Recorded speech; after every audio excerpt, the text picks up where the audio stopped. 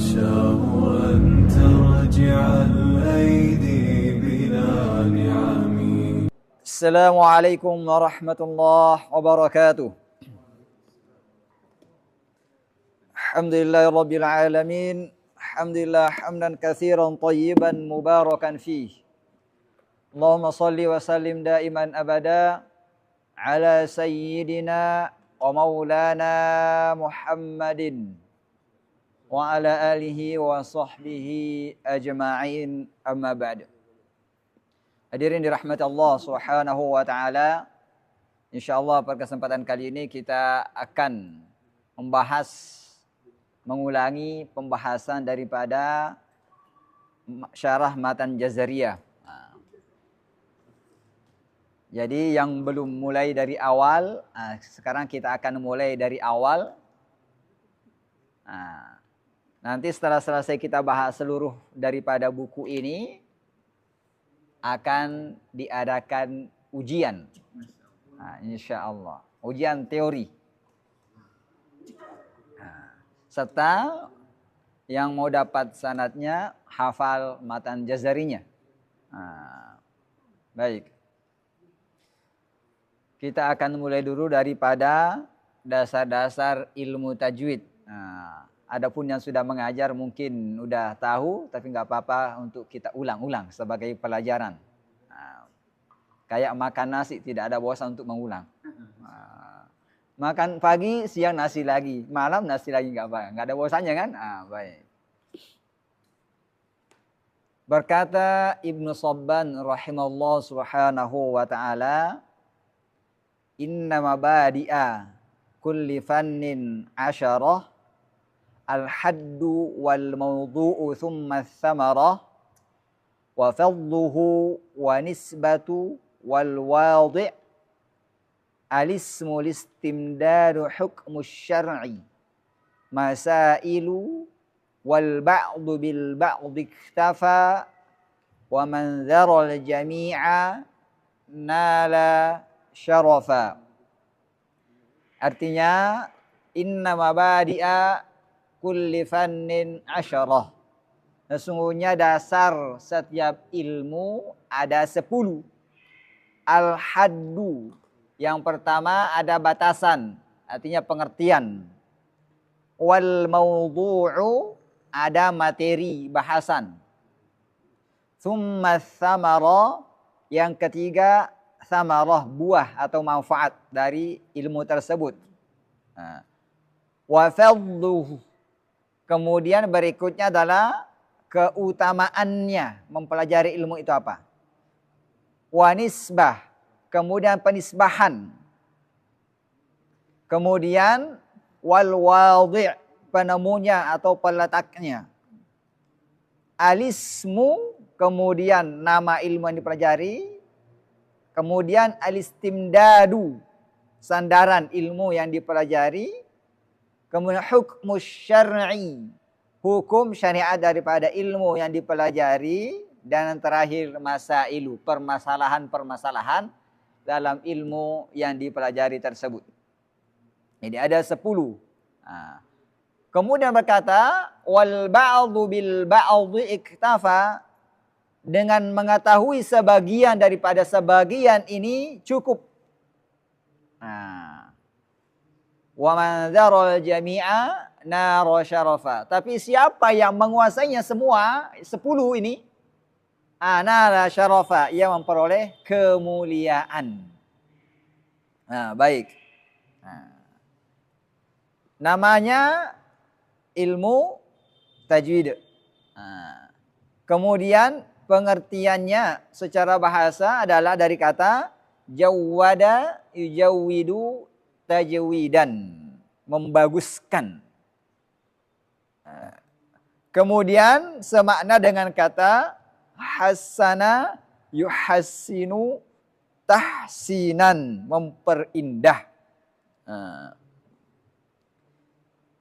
Sedangkan menurut istilah, menurut bait-bait Imam Jazari dalam yang kita akan pelajari pembahasannya nanti secara detail, kita hanya di sini singgung sedikit saja ya, sebagai permulaan bahasan. Wa huwa i'ta'ul hurufi haqqaha min sifatin laha wa mustahaqqaha.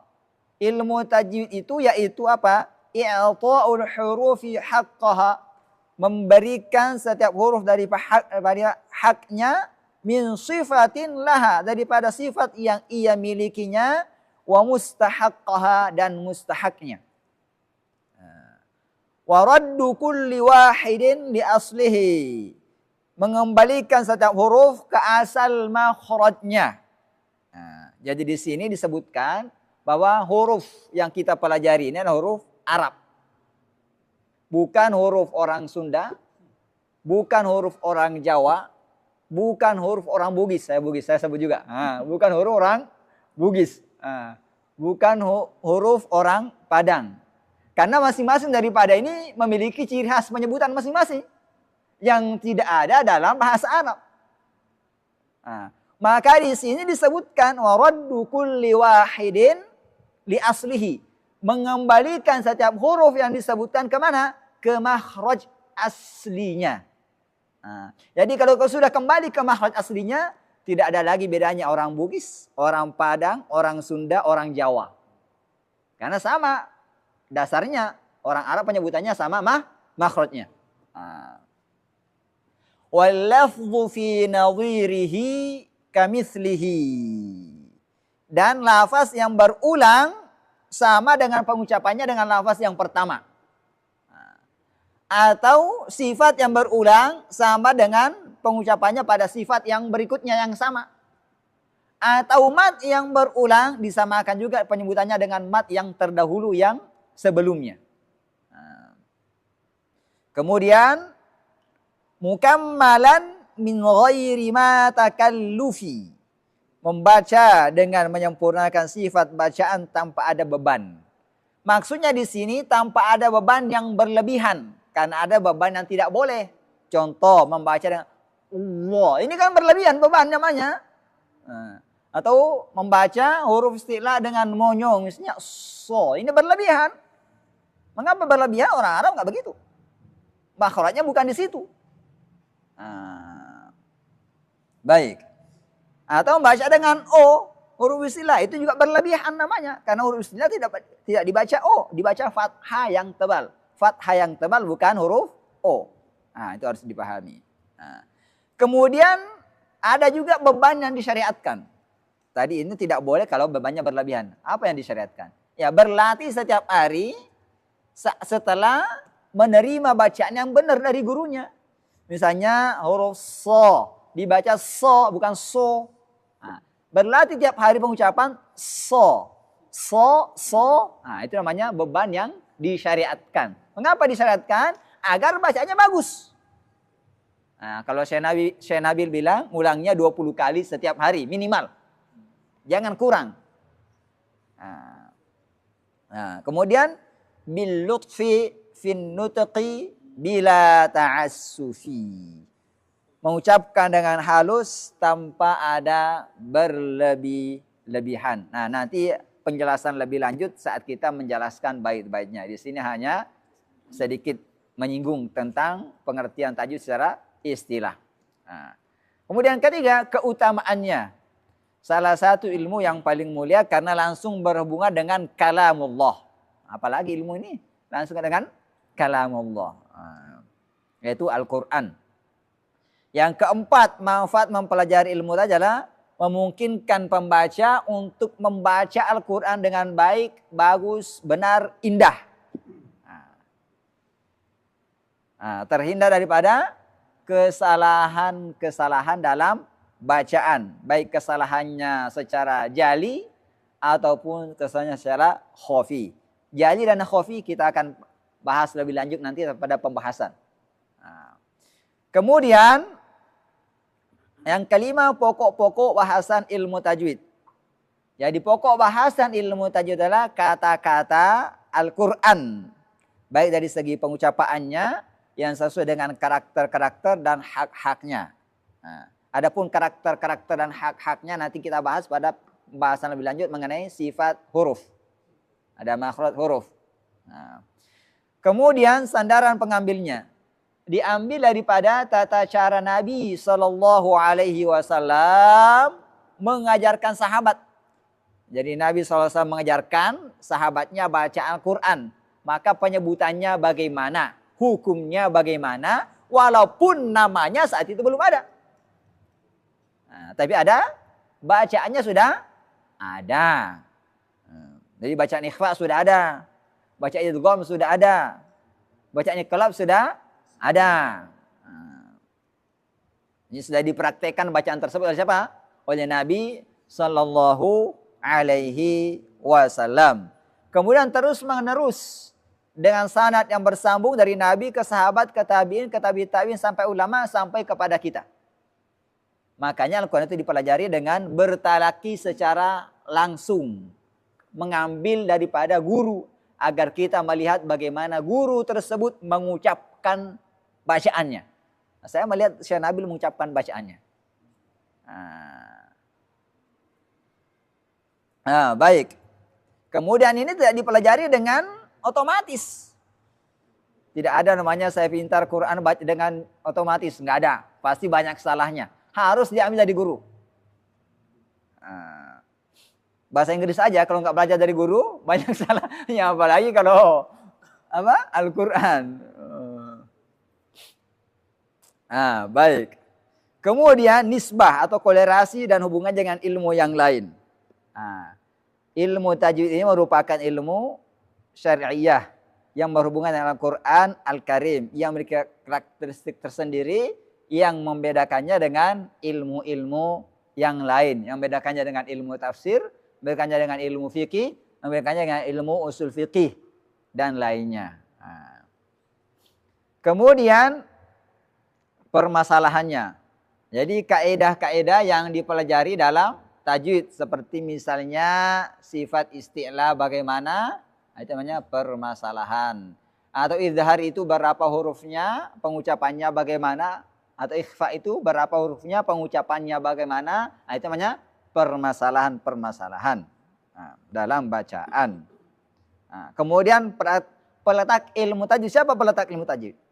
Secara praktek itu diambil daripada bacaan Nabi Sallallahu Alaihi Wasallam, sebagaimana riwayat daripada Sayyidatina Ummu Salamah. An Ummi Salamata radhiyallahu taala anha annaha na'atat qira'ata Rasulillah sallallahu alaihi wasallam mufassaratan harfan. Jadi Sayyidatina Ummi Salamah menyifati cara bacaan Nabi Sallallahu Alaihi Wasallam. Bagaimana ia membaca Al-Quran? Maka ia mengatakan apa? Nabi Sallallahu Alaihi Wasallam kalau membaca Al-Quran mufassalatan harfan, memperjelas huruf demi huruf, baik daripada makhrajnya dan sifat-sifatnya, baik sifat lazimah maupun sifat ardhiyah. Kita akan bahas lebih lanjut apa sifat lazimah dan apa sifat ardhiyah, apa makhraj huruf itu. Kemudian secara teori ada beberapa perbedaan antara ulama. Ada yang mengatakannya Abdul Aswad Ad-Du'ali, ada yang mengatakan Abdul Qasim Ubaid bin Salam, ada yang mengatakan Khalil bin Ahmad. Kemudian hukum mempelajarinya adalah mempelajari teori ilmu tajwid itu adalah fardu kifayah, teori. Sama dengan ilmu-ilmu lain. Artinya pelajari teori, kalau ada di kampung tersebut atau di RW tersebut yang tahu teorinya, maka dia sudah mencukupi, orang se-RT tidak berdosa lagi. Karena dia sudah mempelajari namanya ilmu. Itu namanya ilmu hukum, mempelajari suatu ilmu. Kalau ada satu dari antara orang kampung yang bisa secara teori, itu tidak menjadi masalah.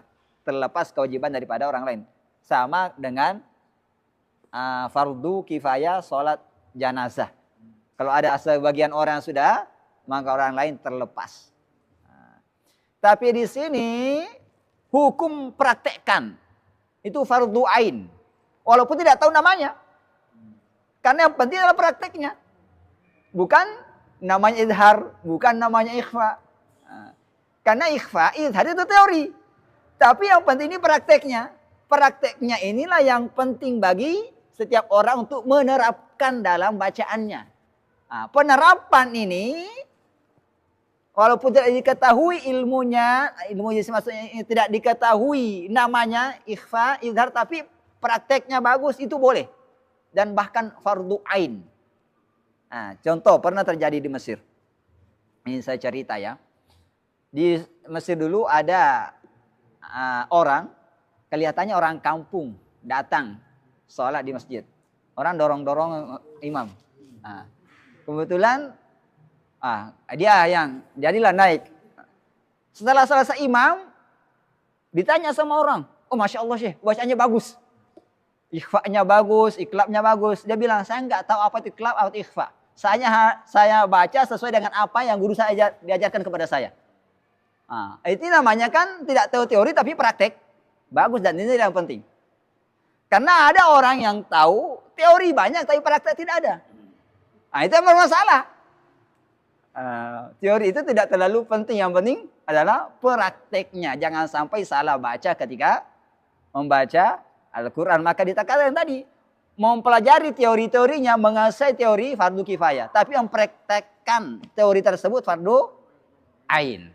Harus dari setiap orang membaca Al-Quran dengan bertajwid sebagaimana bacaan Nabi Sallallahu Alaihi Wasallam. Kemudian adapun dasarnya yang lain adalah warattilil Qur'ana tartila, dan baca Al-Quran itu dengan tartil. Tartil di sini adalah membaca dengan tajwid. Kemudian apa lagi? Dalil lainnya adalah innallaha yuhibbu ayyuqra'a hadzal Qur'an kama unzil. Sesungguhnya Allah Subhanahu wa taala mencintai Al-Qur'an yang dibaca sebagaimana Al-Qur'an yang diturunkan. Nah, kalau Al-Quran diturunkan dengan tajwid, maka dibaca dengan tajwid. Al-Quran diturunkan dengan makhraj orang Arab, maka dibaca dengan makhraj orang Arab. Jangan dibaca dengan makhraj orang yang bukan Arab. Pasti berbeda-beda. Nah, tapi kalau mau menyatu, pakai makhrajnya orang Arab. Nah, pasti sama insya Allah. Walaupun sukunya berbeda-beda. Nah.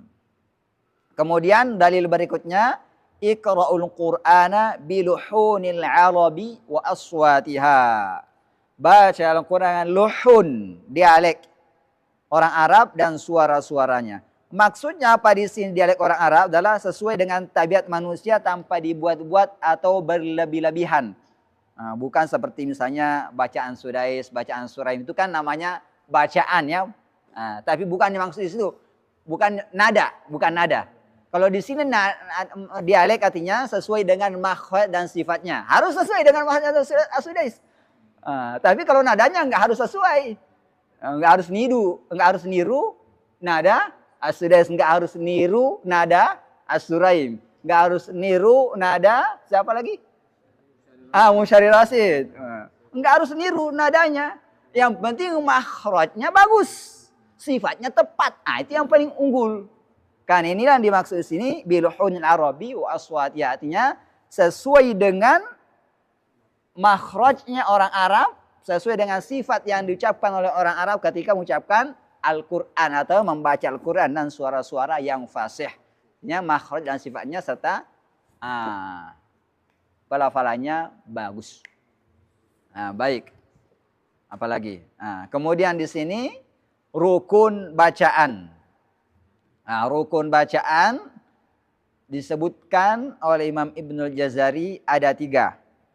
Maka di sini fakullu ma wafaqa wajha nahwi wa kana lirrasmi ihtimalan yahwi wa sahha isnadan huwal qur'anu fahadhi thalathatul arkanu wa haythu ma yahtallu ruknun athbit syududahu law annahu fis sab'ah. Artinya, dan setiap yang sesuai dengan kaidah nahwu, juga sesuai dengan rasam Utsmani, serta sahih bersambung sanadnya itu Al-Quran, berarti 3 ya. Maka inilah rukun bacaan. Wa haitsu ma yakhtallu ruknun, Kapan saja salah satunya ia tidak terpenuhi, artinya apa? Sanadnya tidak bersambung. Atau tidak sesuai dengan kaidah nahwu. Atau tidak sesuai dengan penulisan Rasm Utsmani. Nah, maka menurut beliau, asybit syududahu, tetapkanlah, pastikanlah bacaan itu syadz, walaupun termasuk dalam qiraah sab'ah. Nah, artinya ya, riwayat Asim kan ini riwayat mutawatir. Tapi kalau itu penulisannya tidak sesuai dengan Rasm Utsmani, maka itu tidak boleh menurut beliau. Karena itu mengatakan asybit syududahu. Nah, tapi ada ulama mengatakan kalau mengajarkan anak kecil tidak jadi masalah, nggak pakai Rasm Utsmani. Beda kalau orang dewasa kayak antum ini. Baik. Nah, disebutkan tadi apa? Yang pertama sesuai dengan kaidah nahwu. Nah, itu ada contohnya di sini. Kaidah nahwu di sini adalah setiap riwayat terkadang menerapkan nahwu yang berbeda, tapi bacanya mutawatir sampai kepada Nabi Shallallahu Alaihi Wasallam. Contohnya di sini, wa kadzalika zayyana likatsirin minal musyrikin qatla auladihim syuraka'uhum. Kemudian dalam riwayat Ibnu Amir kata zayyana dibaca majhul menjadi zuyyina. Dan merafa'kan kata qatlu atas dasar naibul fa'il. Kita baca ini i'rab dulu ya. Kemudian menasabkan kata aula dahum sebagai maf'ul dari masdar. Berarti qatla. Apa di sini? Qatlu auladahum. Kemudian apalagi menjarkan kata syuraka ihim. Kalau tadi apa? Syuraka uhum. Nah, jadi syuraka ihim. Karena mudhaf kepada masdar. Begitupun kata syurakaum pakai huruf ya pada mushaf yang dikirim oleh Sayyidina Utsman ke Syam. Ini dari segi nahwunya ya. Kemudian yang kedua sesuai dengan rasam atau tulisan Utsmani. Contohnya, saya ambil contoh. Kata Maliki. Ini sesuai dengan rasam Utsmani. Satu rasam ini bisa dibaca dua qiraat. Bisa dibaca Maliki Yaumiddin. Bisa dibaca Maliki Yaumiddin. Artinya sesuai dengan kaidah Rasm Utsmani. Maka kalau ini dibaca pendek, cocok, benar. Dibaca panjang, cocok, elok, bagus. Karena itu sesuai dengan rasam. Cuma harus disandarkan kepada riwayatnya masing-masing. Kalau baca riwayat Asim, Hafs an Asim, ya panjang lah. Enggak boleh Maliki, harus Maliki.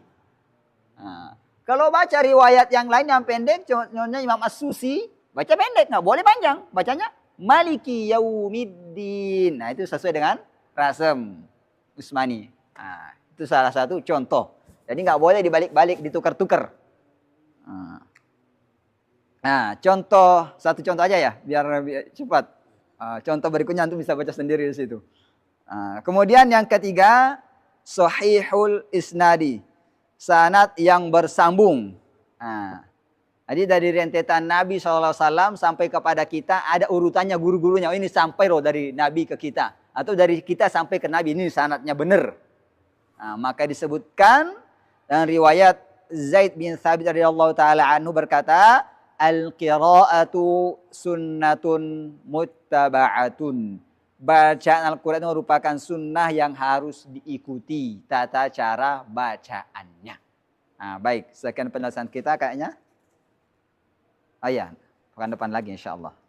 Nggak usah panjang-panjang, ini sudah setengah jam kayaknya. Ada pertanyaan?